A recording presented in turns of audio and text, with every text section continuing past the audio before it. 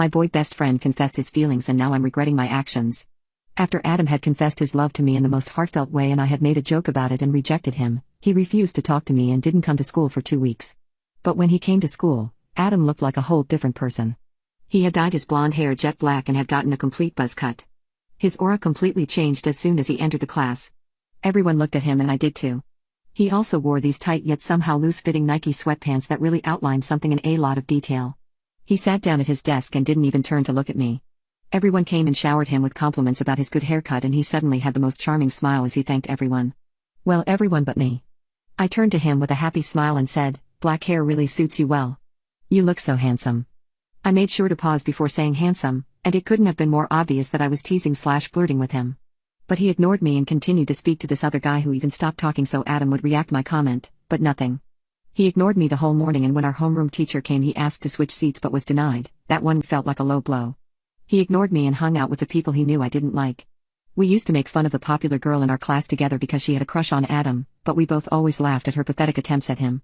And her group had always had a knack for bullying me, but usually, Adam would protect me from them. But not this time. He always walked away when I tried to talk to him. I had actually come to accept that I liked him back. I even asked my friends and my sister and even my mom if feeling certain ways after he left meant I liked him and my mom said, maybe he just needed to leave for you to realize how much you care for him. And my friends and sister said the same. I decided to go and tell him the day after he returned. I didn't get the chance in the morning because he went to his new friends and when I tried to talk to him he went away. I felt so bad that I went crying in the girls' bathroom. I regretted it. I regretted it so much. I wished I had just accepted his feelings then and tried to see if I'd fall for him with time. I shouldn't have waited this long. He ignored me completely and acted like we were never even friends for the rest of the days that followed. I had enough of it though. Since he had me blocked everywhere I took my sister's phone and sent him a long message confessing my feelings, apologizing and asking him if we could be friends again and telling him how much I missed him. I begged him to talk to me and really hoped he would see it. Now I'm waiting for his reply. I feel so distressed I want to cry. I feel anxious. I feel like he'll make fun of me. Or reject me even worse, but I'm ready for any response as long as he talks to me and reads my message. I don't care if he hates me now. I know I made him angry and I want to fix it. I feel sorry for how mean I rejected him too. But his reply was unexpected and had me shocked to my core. My boyfriend wants to put something inside my butt. My boyfriend and I have been together for 2 years. I have been in a long-term relationship before, but my boyfriend has not.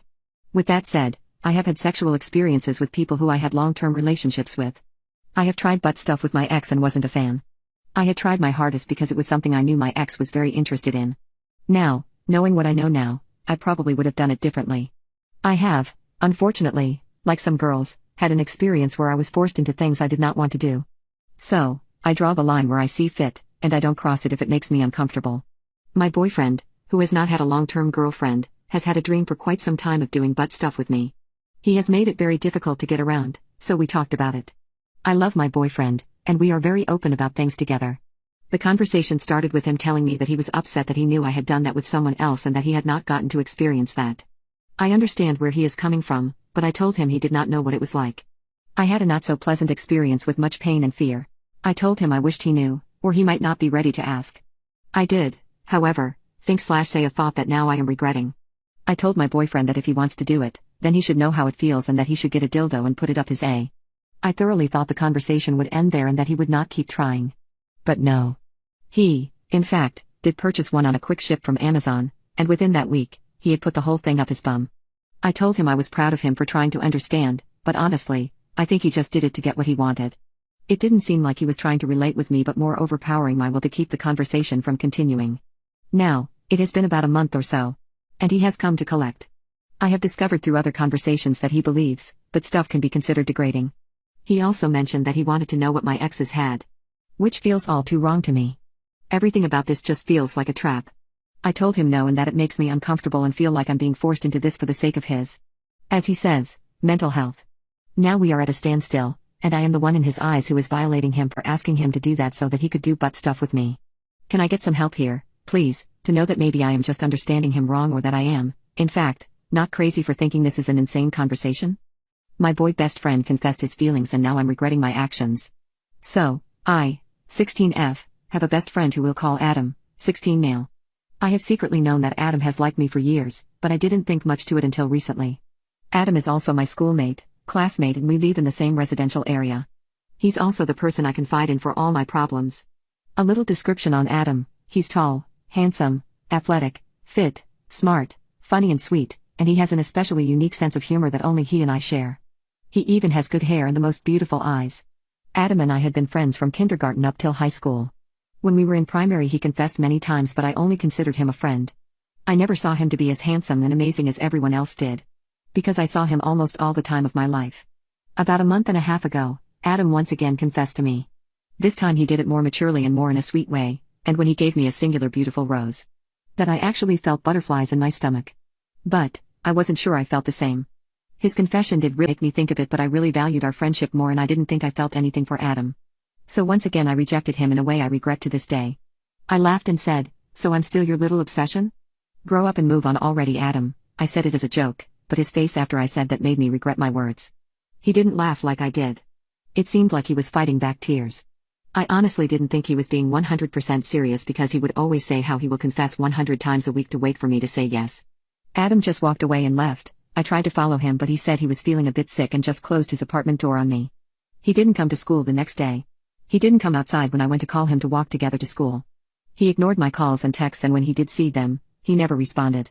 At first I was angry at him. Why was he taking rejection so seriously? I already rejected him enough times for him to get used to it. That's what I thought then. But the more I didn't get the notification of his text, his random FaceTimes, the goofy TikToks he'd send me, the more I didn't get to see his name pop up on my notifications. I felt bad. I had made so many tries to text him when I finally sent him an apology of a paragraph, but it was then I found out he blocked me. He came back to school after missing 2.5 weeks out. Those 2.5 weeks I thought of him always. Our desks were together, so I'd zone out while staring at his desk. And the inside jokes that we would make about our maths teacher's wig, or how we would always laugh about how the guy that sat in front of Adam always left sweat on his seat. One of my friends even told me I might have fallen for Adam, but I denied it. I denied it until I saw him when he came back. My boy best friend confessed his feelings, and now I'm regretting my actions. After Adam came to school with a completely new look and started changing up his personality, I tried everything to reach him, but he refused to talk to me, and I was now blocked on everything. I decided to make a desperate power play for his love. I sent him a big apology message from my sister's phone, and I confessed my feelings for him. That's when I received a message back that almost made me faint. It was a blurry picture of him. It was his lips connecting with some blonde girls. It looked like the popular girl from school. Then that message was immediately followed up by another picture of a selfie from the girl, with the captions underneath saying, "Sorry, your man's a little busy, little girl."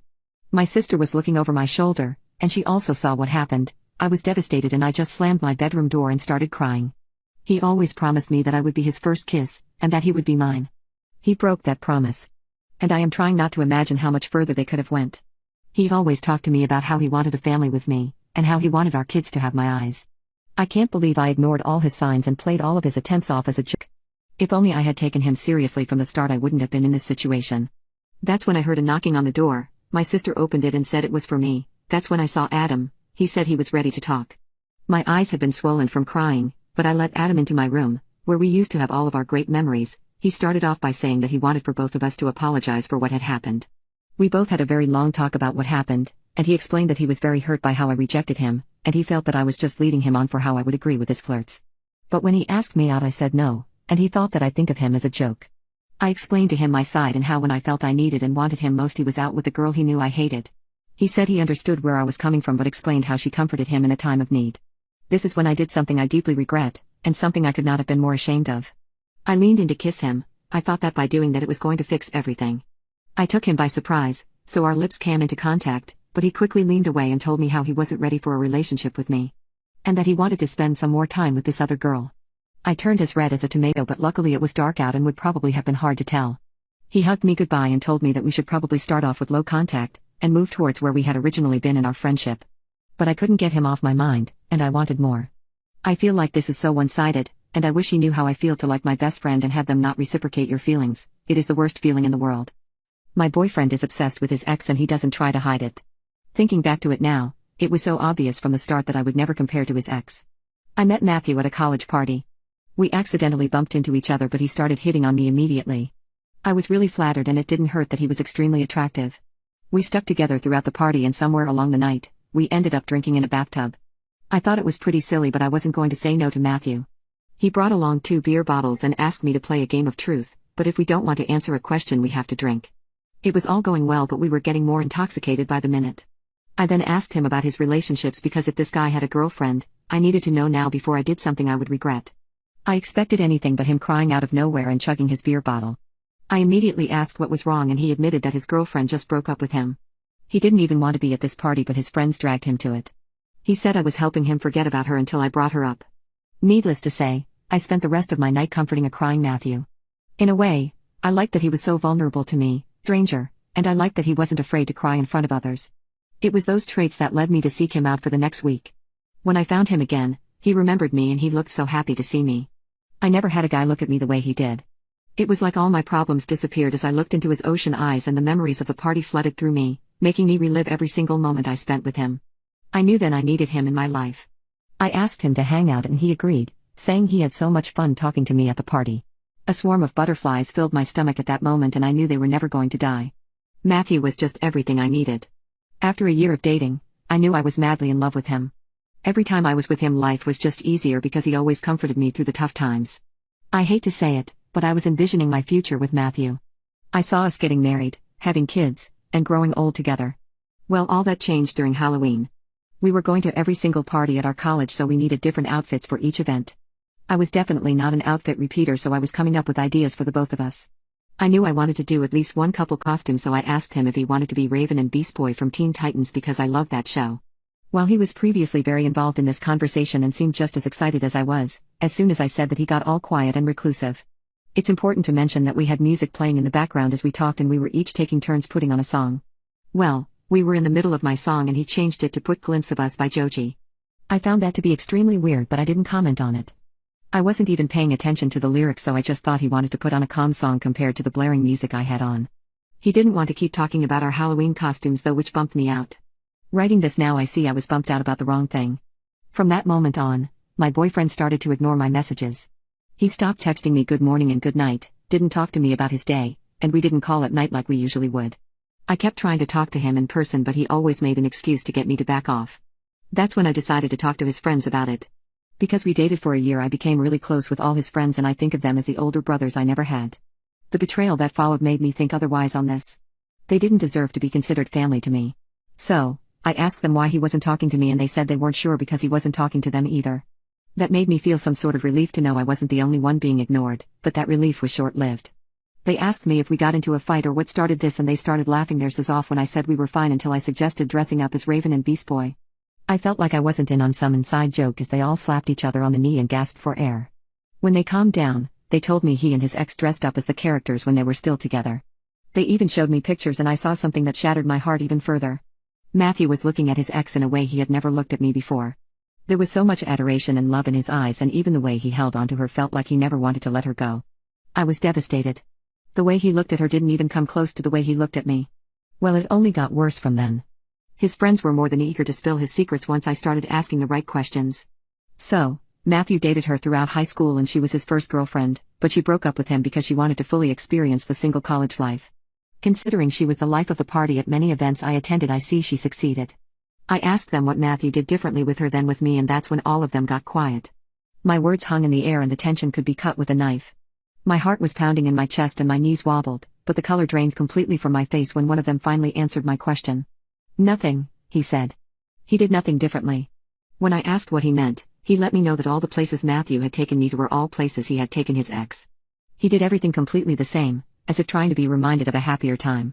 Even the Italy trip he took me to wasn't an original idea of his. His ex loved Italy, I on the other hand, wasn't much of a fan. I'm surprised he didn't break up with me on the spot when I told him that. I clearly didn't measure up to his ex if he was still hooked on her even after a year had passed.